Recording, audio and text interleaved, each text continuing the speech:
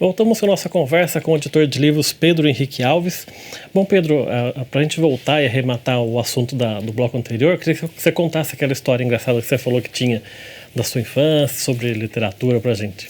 Legal. Quando eu estava ali já decidido que eu ia estudar filosofia, né, surgiram algumas oposições dentro da minha família a essa história.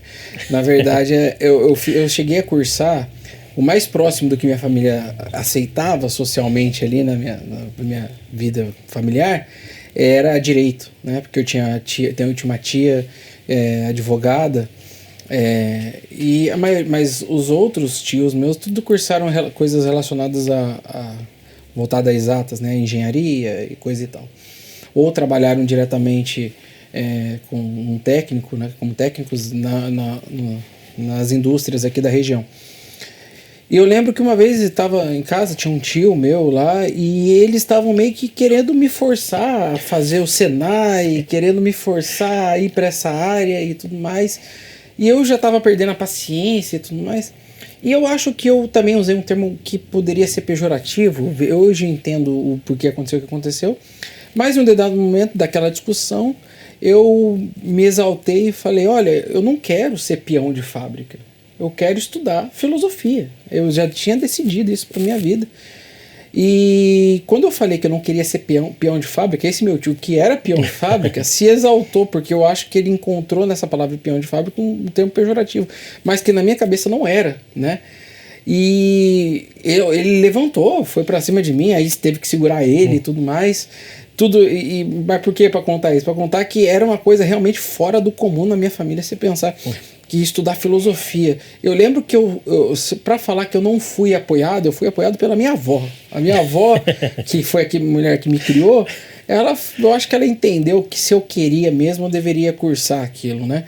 E quando eu tranquei a matrícula em Direito, que eu cursei aqui na cidade, na Anhanguera, aqui dessa cidade, de Jacareí, eu lembro que eu cheguei em casa e contei para meus familiares, eu via literalmente a decepção no olhar de cada um. Parecia que eu tinha acabado de contar que eu estava com câncer, sabe? Todo mundo olhando para mim como se fosse um natimorto. Aí eu lembro que o papo era, olha, a partir de agora ninguém mais vai ajudar você a estudar, você vai ter que se virar por si só, ninguém vai dar mais R$1, porque até então eles... coitados, eles juntaram dinheiro entre eles para pagar o curso de direito para mim, porque eu era tão desanimado para cursar direito que nem prova eu fiz, era uma coisa meio maluca, eu tava meio perdido e não queria contar para eles que eu queria fazer filosofia, porque eu sabia a reação que eles teriam, né? Aí quando eu tomei coragem, não, vou fazer filosofia, vou estudar, e fui fazer a prova, né, e passei pelo ProUni, consegui a bolsa 100% e no final deu tudo certo, né? Mas foi uma lutinha aí para conseguir cursar filosofia lá dentro. E como é que você vai parar na edição de livros? Como é que isso surge na sua vida? Legal, quando eu saí da universidade, quando eu estava na universidade, na verdade, eu já tinha decidido que eu queria me especializar em pensamento conservador, que era não só porque eu me considero mais conservador ou não, mas porque eu via que ali era um ramo do estudo da história das ideias aqui no Brasil, que não tinha muita gente estudando.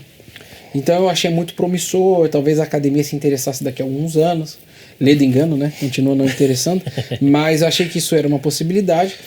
E num dos contatos que eu fiz foi com um rapaz chamado Alex Catarino, que era o editor na época da LVM, e perguntando para ele sobre Chesterton, que era um autor que eu gostava muito de estudar na época. Meu trabalho de TCC foi em Chesterton, inclusive.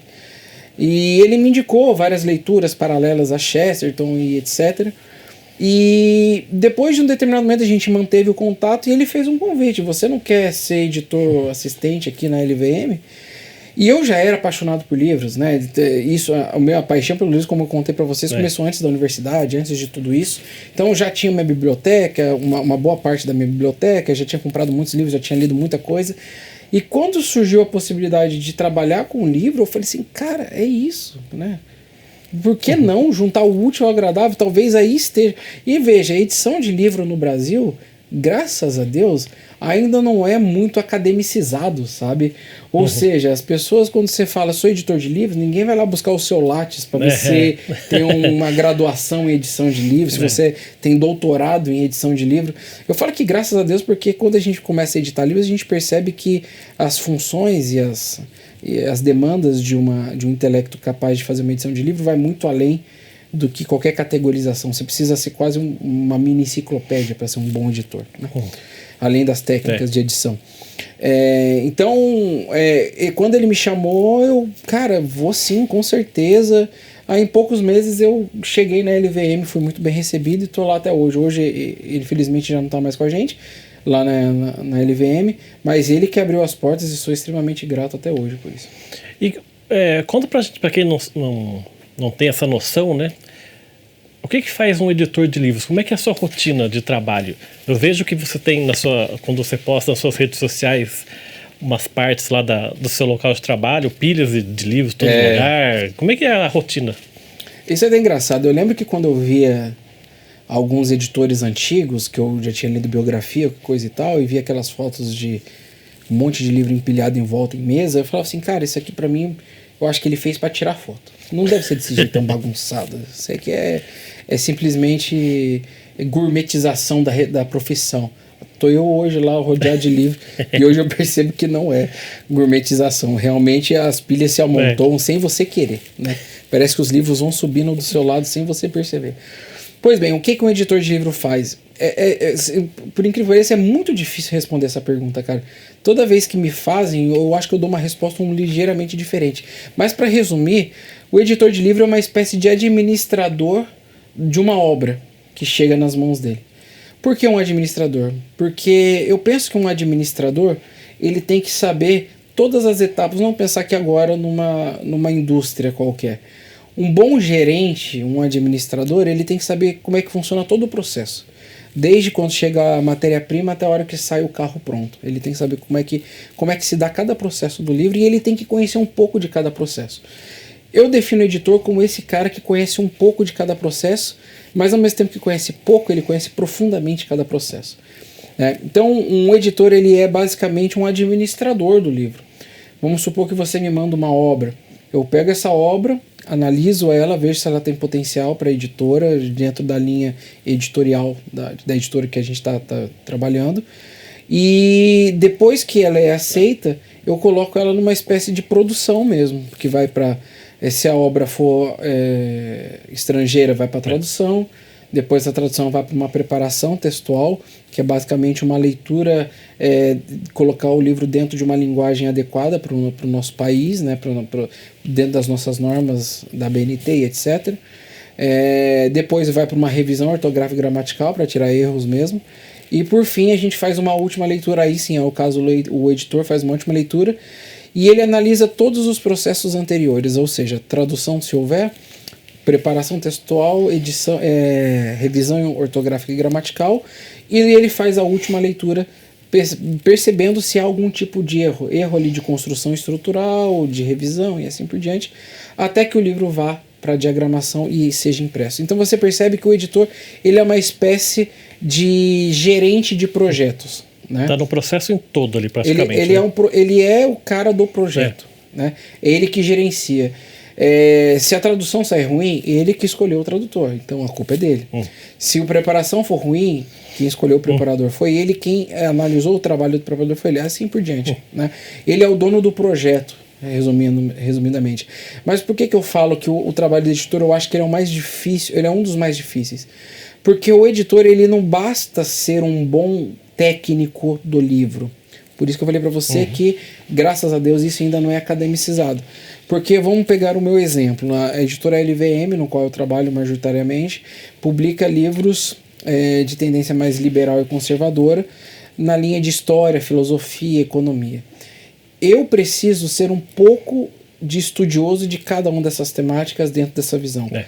Porque uma palavra, um termo que um tradutor profissional traduz errado dentro de um pensamento específico, ele pode mudar todo o conceito do livro. Então, o editor ele precisa conhecer também do assunto.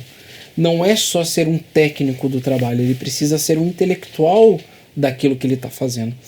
Eu já perdi as contas de quantas vezes eu corrigi traduções que, se saíssem daquele jeito, o cara que a gente está publicando se levantaria do túmulo e viria bater na gente, porque ia ser uma total traição do pensamento dele. Então o editor, ele precisa conhecer o assunto e não só as técnicas de produção de livro. Então é um trabalho profundo e também técnico ao mesmo tempo. Eu li uma reportagem até da revista Oeste do ano passado, falando sobre essa ebulição de editoras conservadoras, e você foi um dos entrevistados lá, e você falou que como você encontra essas obras, né, por meio de redes sociais, sim, grupos de discussão. Queria que você contasse um pouquinho também dessa rotina de se encontrar obras que depois vão ser publicadas aqui, né? Uma das coisas que eu acho que o editor ele tem que ser apaixonado pelo que ele faz. Porque se ele não for apaixonado, ele perde oportunidades que são vitais para uma editora.